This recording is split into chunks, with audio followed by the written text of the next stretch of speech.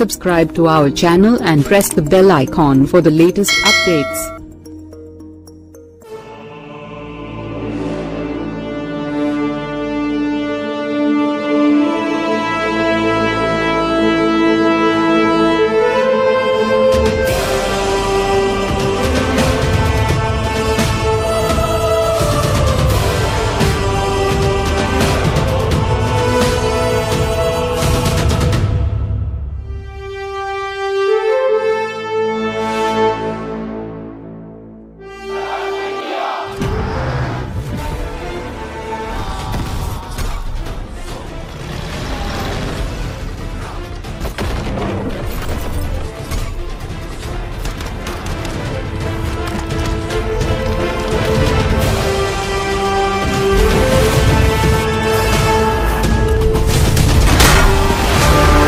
Global star Ram Charan ప్రస్తుతం పెద్ద movie shooting లో ఫుల్ బిజీగా ఉన్న సంగతి తెలిసిందే. బుచ్చిబాబు దర్శకత్వంలో తెరకెక్కుతున్న ఈ సినిమాపై అభిమానులు భారీ అంచనాలు పెట్టుకున్నారు.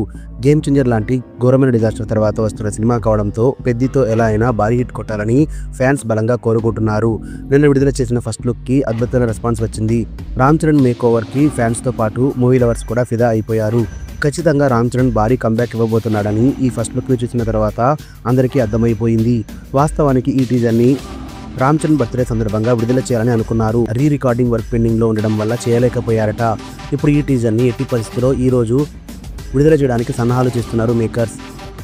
ఒకవేళ ఈ రోజు కాకపోతే శ్రీరామనవమికి దింపడానికి ప్రయత్నాలు చేస్తున్నారు. ఈ టీజర్ లో రామ్ చరణ్ ఉత్తరాంధ్ర యాసలో 4 పవర్ఫుల్ డైలాగ్స్ చెప్తారట. రంగస్థలం చిత్రంలో గోదావరి యాసలో రామ్ చరణ్ ఎలాంటి డైలాగ్స్ చెప్పి అలరించారో ఈసారి ఉత్తరాంధ్ర యాసలో డైలాగ్స్ చెప్పబోతున్నారట.